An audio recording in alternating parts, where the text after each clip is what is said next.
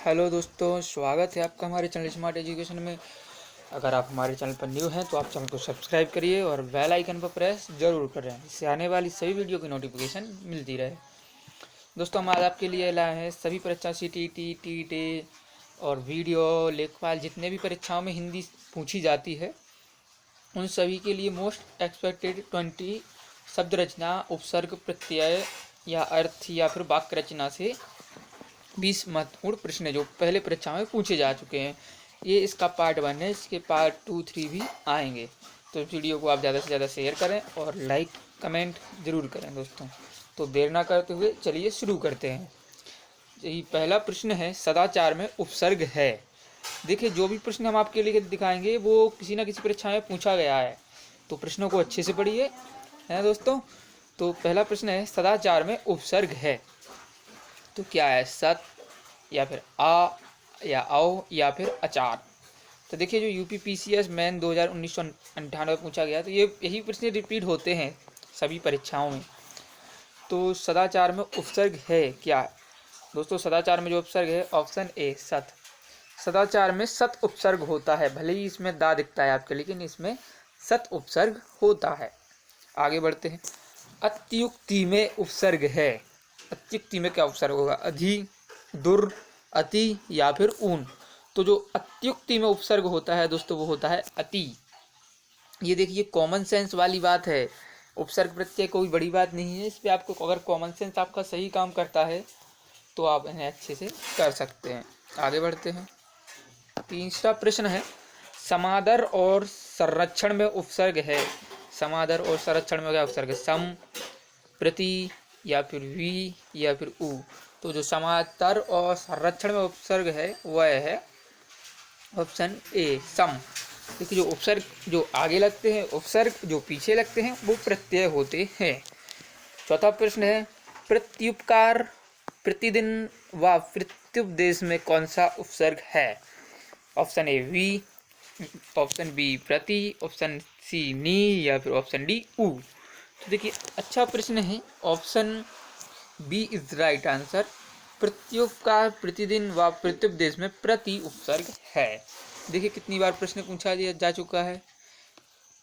सभी अच्छे प्रश्न हैं दोस्तों, जितने भी प्रश्न आपके लिए लाए हैं पूरे अच्छे प्रश्न हैं। पांचवा प्रश्न है, अध्यक्ष व अधिष्ठातमय उपसर्ग है। अधि, अति, अध या फिर प्रति। तो अध्यक्ष व अधिष्ठान उपसर्ग होता है, अधि उपसर्ग होता है। अगला प्रश्न है, निम्नलिखित शब्दों में उपसर्ग पहचानिए। अभ्यास, अभिमुख और अभियान।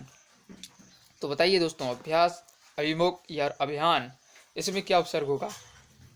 अध होगा, अन होगा या फिर अभि होगा? तो दोस्तों, इसका सही उत्तर है ऑप्शन डी अभि। देखिए, इसमें अभ्यास में अभ दिख रहा है आपको, अभिमान, अभिमुख में भी अभि दिख रहा है और अभियान में भी अभि दिख रहा है। ऐसे आप कॉमन सेंस लगा सकते हैं। आगे बढ़ते हैं। सातवां प्रश्न है, नी, परी, उन उपसर्ग से संबंधित शब्द पहचानिए। तो आपको इनमें से शब्द पहचानना जिसमें नी, परी और उन उपसर्ग हो। तो देखिए, निबंध, परिजन, 29 या फिर संरक्षण, दुर्जन, दुकाल, प्रख्यात, संघार, अल्पज्ञ, इनमें से कोई नहीं। दोस्तों, जो आपको नीचे ऑप्शन दिए गए उन पर ध्यान ना दें। ऐसा ध्यान देने से आप अपनी जो अध्ययन है उसको उस पर इफेक्ट पड़ेंगे, है ना। तो उस पर ध्यान ना दीजिए। देखिए, तो आपको इसको समझाएं कैसे। देखिए, आपको इसको ऑप्शन से सिलेक्ट करते हैं, नी, परी, उन।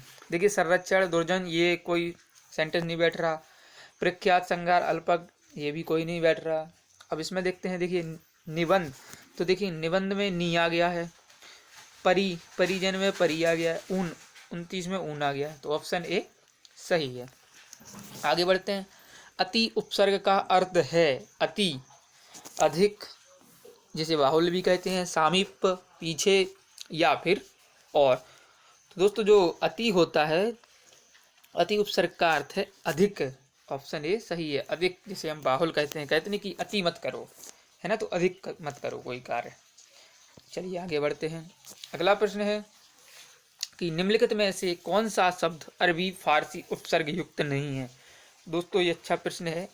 कौन सा शब्द अरबी फारसी उपसर्ग युक्त नहीं है? देखिए, समवाय, नाकाम, हमसफर, बेधड़क। तो दोस्तों, इसका ऑप्शन ए सही है, समवाय। जो समवाय शब्द है वो अरबी फारसी उपसर्ग युक्त नहीं है जी। नाकाम, हमसफर और बेधड़क ये अरबी फारसी युक्त उपसर्ग हैं। आगे बढ़ते हैं। अगला प्रश्न है हिंदी उपसर्ग युक्त शब्द नहीं है। देखिए अवान, 49, कपूत या फिर उपमा। तो दोस्तों इसमें अवान, 49, कपूत, उपमा, तो बताइए क्या। देखिए जो हिंदी उपसर्ग युक्त शब्द नहीं है वो है अवान।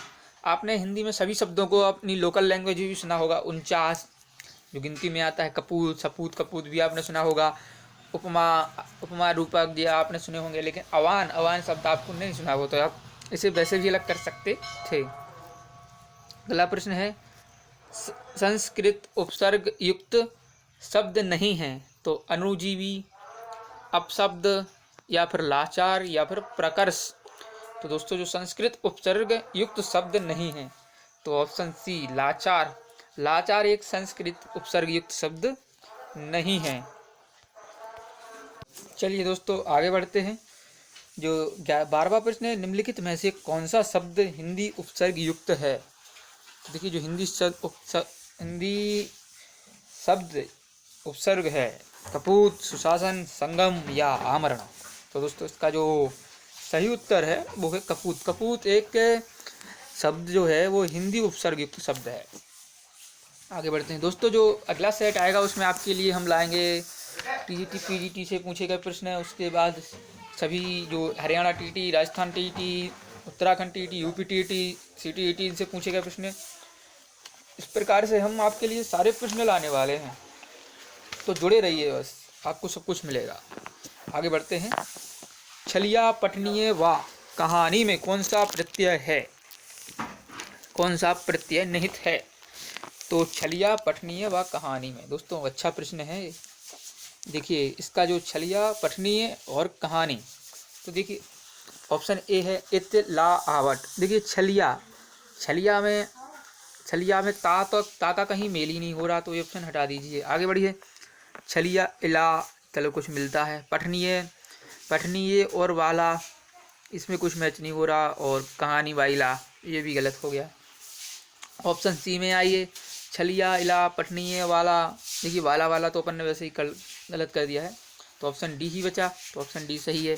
छलिया में या प्रत्यय है और पठनीय में ये प्रत्यय है और कहानी में आनी प्रत्यय है, ये सही है।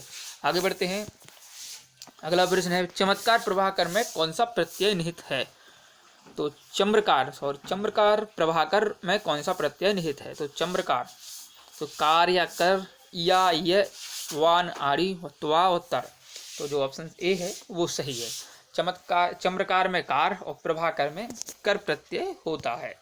ऑप्शन आगे 15 नंबर का प्रश्न है खिलाड़ी गमनीय में कौन सा प्रत्यय प्रयुक्त है। तो खिलाड़ी में देखिए ऑप्शन ए है आड़ी, ये। Option B तातर, option B C वत और हर, ऑप्शन डी इला और नी।